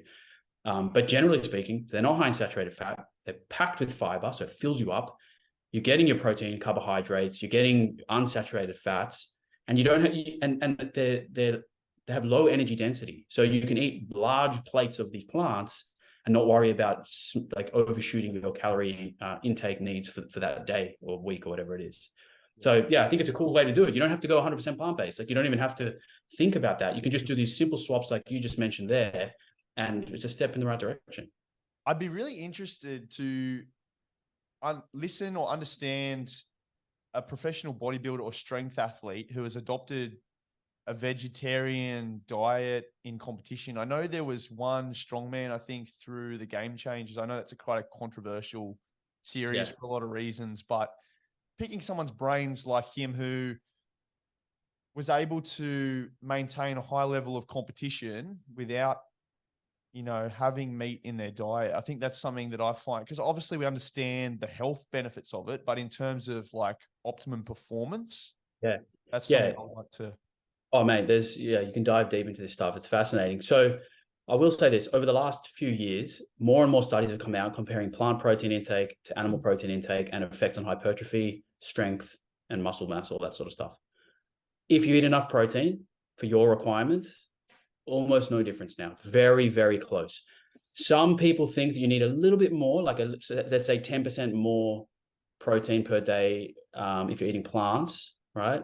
Due to some bioavailability issues, but it's so minimal. It is such a tiny amount. The general takeaway, this is probably what people need to know. If you eat enough calories and you eat enough protein, whether it's from animals or plants, you're going to probably get the same outcomes if you're doing a resistance training program, right? The stimulus is way more important than the protein or how much you're eating. Like you can eat 400 grams of protein a day and not do any weightlifting. Most people are hyper focused on the protein thing. It's like the buzzword, when really what we should be focusing on the stimulus. If you're worried about gaining muscle, if you want to gain muscle, the stimulus is what's most important. It's getting into the gym and putting in the quality work. And then of course protein is important, but it's not like it's the most important thing and then the stimulus comes next. You've got to think about what we're doing in the gym is probably the most important thing. One of the greatest professional IFBB bodybuilders, Jay Cutler, he has, I guess, accredited his longevity in terms of not only his career in the sport, but also health into late age. Like he's got no aches, no pains, no health issues. He attributes a lot of that to his higher quantity of carbohydrate he consumed in his diet. We know that obviously being a professional bodybuilder, you need to consume a lot of proteins to sustain your body weight and muscle mass. But he attributes a lot of his longevity and health to a higher quantity of carbohydrates in his diet as well. So I can kind of see that lineage there, that silver lining as to, you know, how plant-based can potentially be not only just in the sense of diabetes management, but also performance and health as well. Yeah, I mean, a big part of performance in the gym is glycogen storage. And if you're eating a lot of carbohydrates, you're pretty much going to have full glycogen stores, at least when you enter the gym. And I think a guy like Jay Cutler and the bodybuilders, they eat hundreds, if not thousands of grams of carbs a day. And again, look at them. Like people think carbs make you fat. I mean, these guys are eating thousands of grams of carbs. Yeah. They're the leanest guys on earth. So again, it comes down to calories in, calories out, energy balance, figuring out what works for you. And I will say some people don't do that well on a high carb diet, which is okay. You can go on a lower carb diet. That's fine too. But just keep in mind those principles. One thing that we need to address is the blue zones. People back hundreds of years ago that have in different parts of the world that have sustained good health, limited complications, and lifespans over 100 years. Yeah, the blue zones are fascinating. You've got these 5 regions of the world with the most centenarians, so the highest number of people who live to the age of 100 or more, with the least amount of disease. So this is the key. It's like living long is great, but health span is as important as lifespan, right? Like if your last 20 years are debilitating chronic disease, then what's the point in living to 100? But these people, they're not experiencing this level of disease. They're healthy into their elderly years. So what can we learn about them? That's the question, right? So you look at the way they eat, we look at the way they move, interact with their family, and you can get a picture of what would probably improve our own lives. And the general principles of the blue zones are a very, very plant predominant diet. Some of the blue zones are like what you mentioned, a pescatarian or Mediterranean style diet. That has been shown to be an extremely healthy diet. A Mediterranean diet is up there with the healthiest of diets. And a big feature of a Mediterranean diet is very rich in plants. A lot of their calories come from plants, not just plants, but carbohydrates. So these people in the blue zones eat a lot of carbohydrate. Some studies have shown I think it's like 50, sometimes 60% of their diet can come from carbs. Might be wrong on that figure, but it's close. And they have the least amount of type 2 diabetes. So again, if carbohydrates are causing diabetes, why aren't these people experiencing this? Well, there's other layers to it. They are physically active. They're on their feet. They walk a lot. They collect their food. They grow their own food. They maintain a healthy body weight because they're active and they eat a diet that's not calorie dense, right? They eat a lot of plants, like I just mentioned. They have great social connections with their family, their friends, their community. So they've got purpose and reason to be around for a long time. So there's these principles that you can, take from these people in the blue zones and add it to your own life. And I think that we definitely get hyper-focused on exercise and diet. Those are the most popular. Social media smashes those. What we probably don't focus on enough is the human connection and family and friends and loved ones. That part of the puzzle is an important piece that is often overlooked, I think. Definitely, I agree, and I think that that sort of comes into the next point where I want to talk a bit about technology. And now your CGM's gone off a couple times throughout this episode, as I'm sure, 2 times in the space of an hour and a half, but across the day, it's probably gone off, 10, 15 times. Now, we know that technology, as we said, is an amazing thing, but it also has its downsides with type 1 diabetes, doesn't it? Yeah, we kind of touched on this, but I think it's something that we need to dive into a little bit more. So the CGM is an amazing piece of technology. It basically saves me from essentially potentially dying in my sleep, which is not something that's that uncommon. Like people with type 1 do die in their sleep. And that's because their blood glucose can crash so low that they lose consciousness, you can have a seizure, coma, death. It's a real fear. The CGM gives you these alerts and alarms before you get to that dangerous territories, right? So you can set these alarms. It tells you which direction you're trending. You're trending down at what rate you can expect to have a low in X minutes, right? So mine's telling me now, I set mine at, I want to know when I'm approaching 4 millimoles, because when I'm in the threes, low threes or twos, it's not good. So it allows you to catch these lows early. Now, the problem is you can become obsessed with not just monitoring your blood glucose, but and this is happening outside of the diabetes world, people are tweaking their lifestyle to try produce good numbers on their CGM. So because they think that it's going to improve their health outcomes long term. There's no evidence for that, right? So I guess my point is we've got to use this technology wisely. And at this stage, I think this technology is best suited for those who it was designed for, which is people with type 1 diabetes and some people with type 2 diabetes. If you don't have diabetes, you don't need to be wearing CGM. If you think it's going to add years to your life and it's going to improve and help you as a fat loss tool, and it's just not true. So you don't have to fall for the nonsense. There's just no evidence for a CGM in people without diabetes as a fat loss tool or a longevity tool or any of those kinds of things. So yeah, we've got to be very careful with how we use technology. So interesting. Contributes to diabetes burnout, which is definitely real, a form of anxiety and a lot of mental health illnesses provoked by diabetes diagnosis. Some of the technology, just to give a rundown for any listeners that might be interested, and keeping it as simple as possible, but we obviously have the CGM, which is continuous glucose monitor, which is what you're using at the moment, likely Freestyle Libre. This is like the Dexcom, yeah. Dexcom. But essentially, a CGM, it actually measures the glucose in the interstitial fluid. So it doesn't actually measure the glucose in the blood. So what you're saying there about when you're approaching 4 is the CGM actually gives an indication of the trends in the glucose levels. So there's I think it's about a 10 to 15 minute delay time in terms of the reading on the CGM and when it will actually be that equivalent reading in the blood, like glucose in the blood. So it gives you time to act on that. And what you would probably do in most scenarios when you are that low is you would just determine that you're that low by doing a finger prick reading to just determine the glucose in the blood. Exactly. Yeah. So it's measuring interstitial fluid, but it's calibrated so that it should be timed with the blood in real time, right? So it's not like there's a 15-minute delay where my blood is 3 and my thing's telling me that I'm at 5. It actually is calibrated so that it should be in real time. But yes, a finger prick is the best way to just confirm that number, because there's also error. There's going to be a little bit of error depending on how the sensor was put in, how long it's been in for. So yeah, doing a blood finger prick test will help you to know exactly sort of where you're at. But even with a finger prick, there is still a degree of error. So again, these are just tools that we use. These technologies are tools that we use to give us clues and guide us as best as possible. You're never going to know for sure what your blood glucose is at any given time, but what's most important are these trends and patterns over time, right? So you don't have to be so hyper-focused on the number, because your 5.5 on your CGM might actually be a 4.8 in your blood right now. Like there's a slight error there. So, but the burnout side of diabetes, I personally haven't experienced, thankfully. But I know a lot of people who have, and man, my heart goes out for them, because the idea of being assigned this full-time job that you never signed up for and you can't quit at any time it's hard. Like you have to manage this 24/7. There's hundreds of decisions you have to make on a daily basis.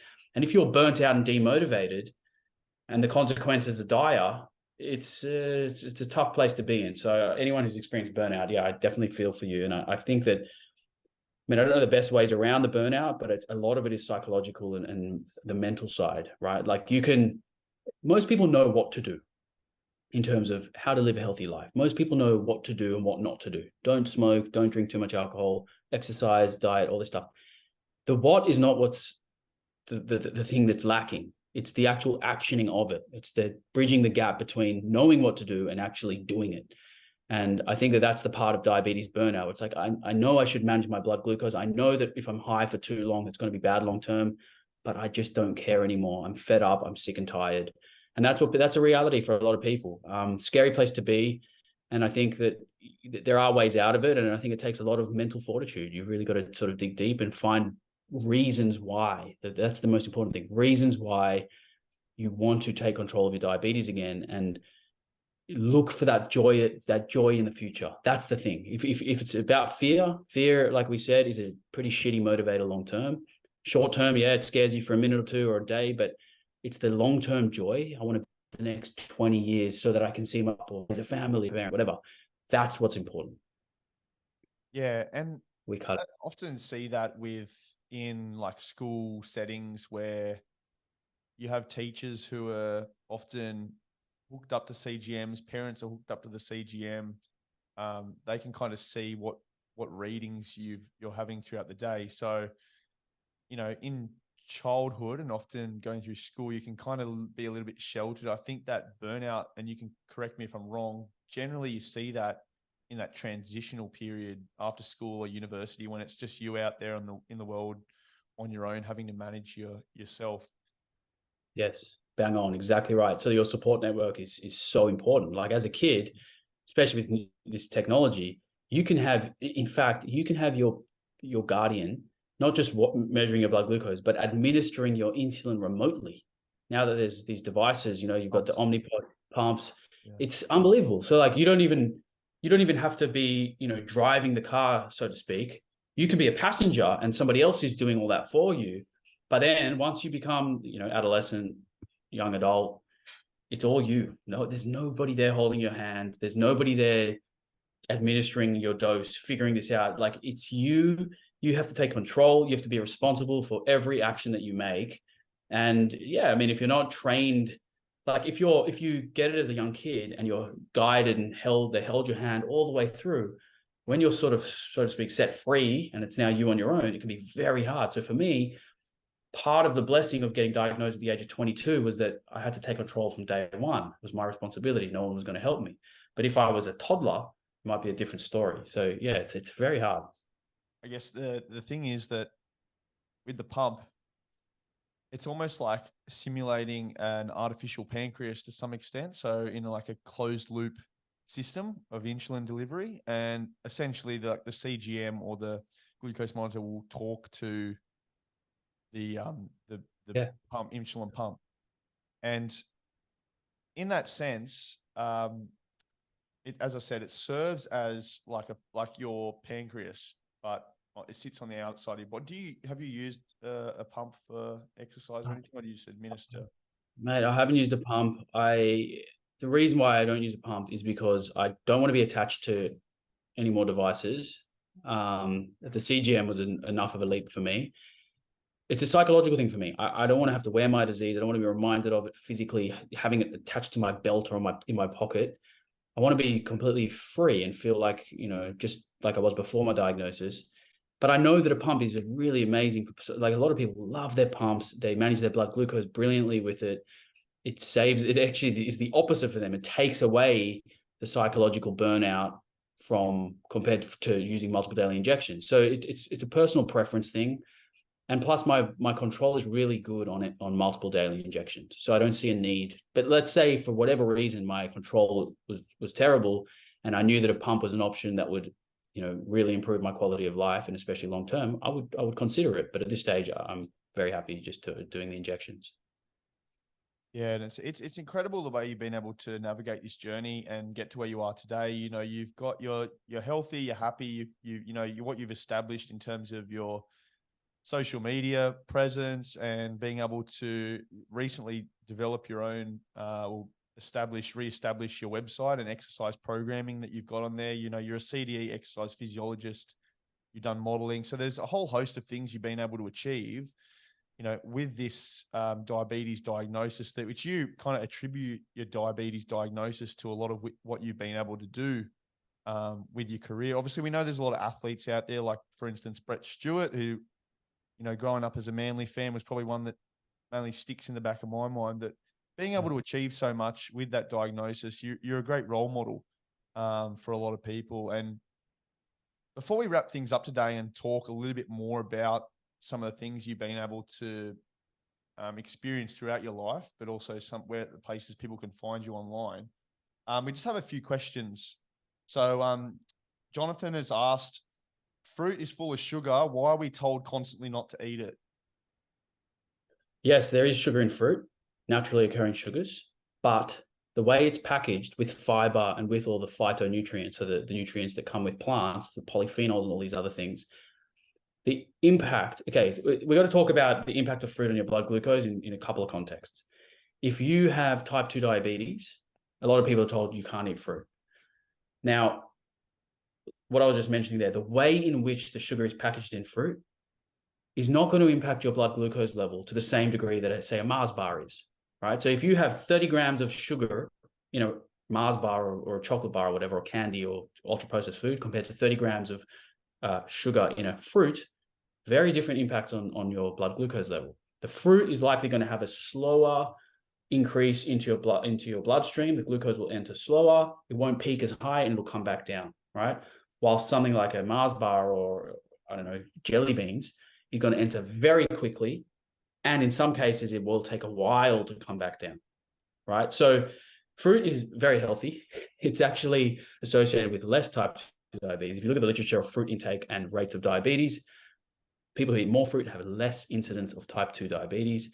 Now, if you have type 1 diabetes, it just comes down to your glucose tolerance. So for me, it might mean that I need 2 units to eat, you know, a bowl of fruit or a couple of apples, and someone else might need 3 units or 1 unit. So it depends on your carbohydrate to insulin ratio.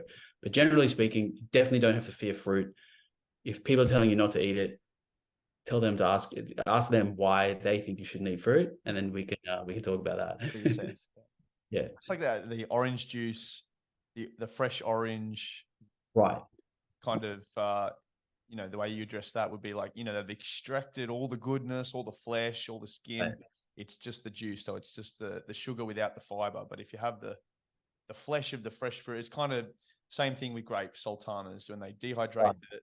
And, you know, even then, it's not just how the glycemic index of the fruit changes, but also the quantity. If you have a full bowl of grapes and you dehydrate them down, it's probably one hand. How many times when you're in primary school did you open a pack of sultanas and just go down the hatch in one go? And then, you know, that's like a whole bowl of grapes. So exactly. So you got to look at the volume of the food and how much carbohydrate or calories are in that. So if it's a very, very high volume food that's low energy density, you have a license to go for it, right? So like if the example is try to eat 10 apples, right? I'm pretty sure that you are going to be bloated and full after maybe 3, and it's very hard to overeat apples. Yeah. But like similar to your example, dried apples, you could probably eat 10 dried apples in a minute, you know? So yeah. Smash the juice in. Right. Exact same. Yeah. So don't fear fruit. Fruit's amazing. Probably, but you know what? People probably need to eat more fruit, if anything. Yeah. I think that's the last thing that we need to be avoiding. It's fruit and vegetables. Most people can increase in their diet. You don't have to be avoiding it. And Robin has said, first thing after waking in the morning, why are my blood glucose levels high? Yeah, so it's a very good question. So it depends on what condition you have, but generally speaking, let's say you have type 2 diabetes or insulin resistance and you wake up with a high fasting blood glucose, it's an indication that overnight your liver was putting glucose in your bloodstream, right? So our livers have like this glucose tap, so to speak. The tap was on overnight, which means glucose is entering the bloodstream. Your insulin should, if your pancreas is working properly, your pancreas should produce insulin, which should bring your blood glucose back into the normal range. If you're insulin resistant or have type 2 diabetes, you might have a fasting blood glucose that's elevated. And as we spoke about before, if you have type 1 diabetes and you have a fasting blood glucose that is elevated, it might be an indication that you need more basal insulin to control that overnight blood glucose increasing because of your liver putting on that glucose tap. So most of the time, the fasting blood glucose is actually correlated with the liver, that particular organ, right? But if we talk about different context, so if your blood glucose is high after a meal, that's an indication that your muscles aren't disposing of the glucose properly, right? So you want to be able to put that glucose into your muscles, which will bring the blood glucose down into the normal range. If you're insulin resistant at the side of the muscle, you might see a high blood glucose after your meal. When is the best time to exercise for diabetes management? What time of the day? Okay, so this is very individualized. So there's a study looking at exactly this. It depends on what mode of exercise you're talking about. There are some issues. Some people have issues if they exercise first thing in the morning in a fasted state, right, with no insulin on board, right? So if you wake up in the morning, which a lot of people who have diabetes tend to be less insulin sensitive first thing in the morning, you've had this overnight sort of natural response where your body pushes glucose out and you're a little bit less sensitive in the morning. And then let's say you go into the gym and you smash either a high intensity resistance training workout, like strength training, or like very high intensity sort of circuit training or HIIT intervals, all that sort of stuff. You might see your blood glucose go up. A lot of people do. And they looked at a study and they showed it was comparing resistance training in people that trained either in the morning in a fasted state with no insulin on board, people, these are type 1 diabetics, compared to people who train in the evening with insulin on board. And obviously they'd eaten meals throughout the day. And they looked at the response over 24 hours and especially overnight. And it seemed to be that the people who trained in the evening, who had insulin on board, who had eaten some meals throughout the day, had better overnight blood glucose control and a better 24-hour average. Whilst the people in the morning, it tended to spike them up early, and then they had a hard time staying in range throughout the day and that night. So it depends on the individual. It comes down to self-experimentation. You've got to try these things out for yourself. But generally speaking, I've spoken to a lot of people about this topic. A lot of people have a hard time training high intense workouts in the morning without any insulin on board in a fasted state. That can increase your blood glucose level. So it really depends on the person. And then to make it a little bit more confusing, if it isn't already confusing enough, cardiovascular training or aerobic training has a very different impact on the blood glucose levels. So again, generally speaking, moderate intensity continuous training will reduce your blood glucose levels during the workout and in the time after, whilst very high intensity training can increase your blood glucose. So it really depends. You've got to put in the time and work. But if you're somebody who is having a hard time after a morning workout, try switch it over to the PM, even if it's just after midday, and see if that helps. This one I think was an important one to raise, considering what we spoke about with the paleo and the keto diet. Now, there was 25 participants in this study conducted by Maholt. This was in diabetology.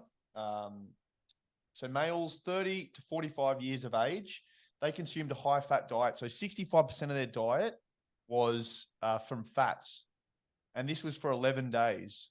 Okay. And after 5 days of this diet, they then randomly allocated them to an exercise intervention. That intervention was either morning exercise, so 6:30 a.m. in the morning, or 6:30 p.m. in the evening, or sedentary. Now, the participants, if they had any form of cardiovascular disease or diabetes, they were shift workers, whatever it was, they were actually excluded from the study. So this isn't directly relevant to people with diabetes, but definitely relevant in the context of glycemic control and how different times of the day can affect us in terms of when we exercise. So all participants did have a BMI between 27 to 35. What they found was that lower nocturnal blood glucose levels were evident in the group that exercised in the evening. So I guess that presents that risk of nocturnal hypoglycemia if we're exercising in the evening. But we know that with the high fat diet, there's actually that benefit of stabilizing your blood glucose levels. And that's something that you found. Right. No, this is a great point. So this, again, depends on the individual. So let's say you're somebody who has a very hard time controlling your overnight blood glucose. Like you always have high blood glucose levels overnight. You wake up at the high fasting blood glucose. You might benefit from evening training. You'll have better control overnight. But if you're someone who is at risk of going low overnight, you're always going low, evening training might be an issue for you. That's when you might want to switch to AM training. So again, diabetes is so individualized. It's different in everybody. You've got to know you and your response to different types of exercise. But I think that's a really important point, because I think that study you mentioned, not even in people with diabetes, but it just shows how similar our physiology can be in certain ways. Like whether you have diabetes or not, a lot of these principles apply to everybody. So I would say get to know your trends and patterns. If you identify with your diabetes educator or your endocrinologist that overnights are a problem for you, you're high more than often, then yes, PM resistance training or cardio training might be a good solution to help you bring that nocturnal high blood glucose level back down into the normal range. So in that study, Drew, we just talked about, one of the things I mentioned was the participants. So the BMI 27 to 35 being an overweight classification. And I think one of the things that a lot of these studies fail to look at is the fact that, you know, someone who has a BMI of 27 to 35, they could be, just like we talked about before, a bodybuilder or a professional athlete who has a large amount of muscle mass. And in the context of BMI, all it takes into consideration is height and weight. It doesn't consider where that weight's coming from. It could be muscle mass, could be fat mass. And one of the things I think we do need to really focus on with people living with diabetes is changing the weight-centric focus. I think, you know, as we just said before we came on air today, we were talking a little bit about this topic. And if someone loses 2 kilos of body fat and they gain a couple kilos of muscle over the course of an exercise program, they're likely to lose or become disheartened, lose motivation in the fact that their body weight hasn't actually changed. But considering they gained 2 kilos of muscle, lost 2 kilos of fat, it's likely that their glycemic control is going to be improved. As we talked about, the muscles are the storage chambers for glycogen. And so, you know, if we can store more glucose in the muscles, we're going to improve our ability to manage our diabetes. It's such an important point, isn't it? 100%. It's exactly right. So BMI doesn't account for body composition. It doesn't tell you what percentage of your body is muscle, fat, fat mass, fat-free mass. But the reason why BMI is used in all these studies is because, think about universally speaking, most people aren't very muscular at a given height that gives them a BMI that looks overweight or obese. Most people, BMI actually does work across the board. If you just think about like the millions and millions of people out there, BMI is the best thing we've got at the moment to categorize you as overweight, obese, normal weight, whatever. There are outliers though, right? So if you, like, exactly like you said, if you put on 5 kilos of muscle, right, and you lose 5 kilos of fat, your BMI might not have changed technically, but your body composition has totally changed, which means you've got more opportunities to open those glucose gateways. You've got more storage capacity for glucose that you eat to end up as glycogen. So body composition is extremely important. It's just hard to teach as a public health message to explain this to the vast majority of people, which is why BMI is a good enough tool. Yep. You think about the population-wide use of it, but yes, it's far more detailed. Like, we need something far more detailed, and body composition is extremely important. And I actually say to people, I would prefer for you to gain weight on the scale if it's muscle. If you can put some muscle on your frame, not for the way it looks, not because of how you go in the gym, nothing to do with that. From a purely physiological perspective and diabetes management, muscle tissue is precious, especially as we age. You know, naturally will go down a little bit. It also helps to increase your bone density when you're doing resistance training. So there's so many benefits about trying to build muscle. And yeah, I mean, BMI doesn't account for any of that stuff. So yeah, you've got to really focus on knowing what your body composition is. And if you really want to get it dialed in, you can get a DEXA scan or something like that. Probably not that important for most people. Generally speaking, you're going to know if you're getting a bit bigger and stronger, and you're going to know whether it's muscle or fat. If you're doing a resistance training program over 6-8 weeks, chances are you're going to gain some muscle. So if you see that number on the scale going up and your lifts are improving, you're getting stronger in the gym, you've probably gained some muscle. Don't really worry about the scale weight all that much.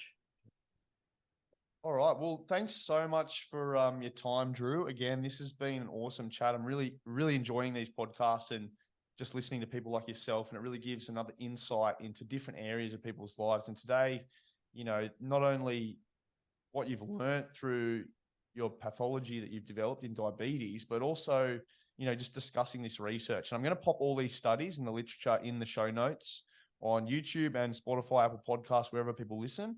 So if they're interested, they can go through and have a read. I think that last one we both have agreed upon is some really interesting literature. It's only published in 2021, but something that I think really touches on a lot of those key points and the details of what we spoke about in today's podcast. Before you go, I just wanted to get you to maybe elaborate on what you're doing currently. We've seen the website has been updated, and you have some really interesting and really exciting programs that have just gone live. Yes, I just released a program called Bigger, Stronger, Fitter, and it does what it says. It is designed around hypertrophy, strength, and cardiovascular fitness. So this was my way of consolidating all the information that I'd learned in my own training over the years and as being an exercise physiologist, and also just digging into the research around exercise science. You get a 50-page ebook where you can learn about these principles, learn about like the why behind the program, and then you get the option of 3 different program templates. They're all 8 weeks.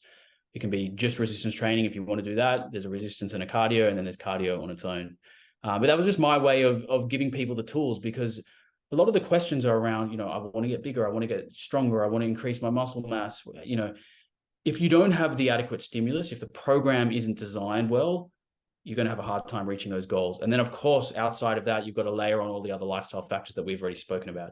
How much protein are you eating? Are you eating enough calories? Stress management, sleep, all of those things. But this particular program is just the exercise side of things. It's how to train if you want to get bigger, stronger, and fitter. And that's interesting because you need that understanding, don't you, as well? But that 50-page ebook's a really good resource in that sense, because it gives you an understanding, so you know what program you're adopting and why. I think the why is a huge part of it. I mean, again, we've spoken about this, but social media these days is perfectly designed to confuse you, because you've got 15-year-olds on TikTok telling you to train this way, and then you've got people who are scientists who have been researching in the field telling you to train another way, and most of the people are listening to the TikToker. That's a problem. So I think that's why you and we obviously like to have our evidence that, as you mentioned, you're going to put all these studies in the show notes. I'll try to dig up some of the studies that I spoke about. I didn't mention the titles during the episode, but I'll dig them up and we can put them in the show notes as well. But I think understanding the scientific principle is a very important part of this. Like, you've got to understand that researchers are testing all of these different interventions to see what works best. It's not just trial and error. Like, it really is a well-tested, there's a whole, body of evidence around sports science. And these days, the youngsters don't care about that, but I think they should. I think it's a really important thing when it comes to getting results. And you did a talk yourself, the TED talk, I think it was back in, was it 2019? Yeah, I think it was early 2019. Yeah. So Gus Wallen, one of the previous guests I had on the podcast, he actually did one recently in Vancouver. Again, I'll put that on my Instagram, and also we're going to create a bit of a behind the scenes playlist on YouTube. So you'll be able to see Drew's, if you go on our socials at Normless Podcast, you'll be able to see Drew's TED talk. Where can people find you on your social media platforms? So on Instagram, as Drew's Daily Dose. And then mostly Instagram and my website, drewsdailydose.com. That's where I'm most active. And I look at my messages and I'll try to, interact, and, if people have questions, I'll do my best to answer them. They'll usually get an answer back in the form of a little voice message as I'm like driving or something, so it's quick and sharp. But I will try my best to get back to people. Awesome, mate. Pleasure to talk to you.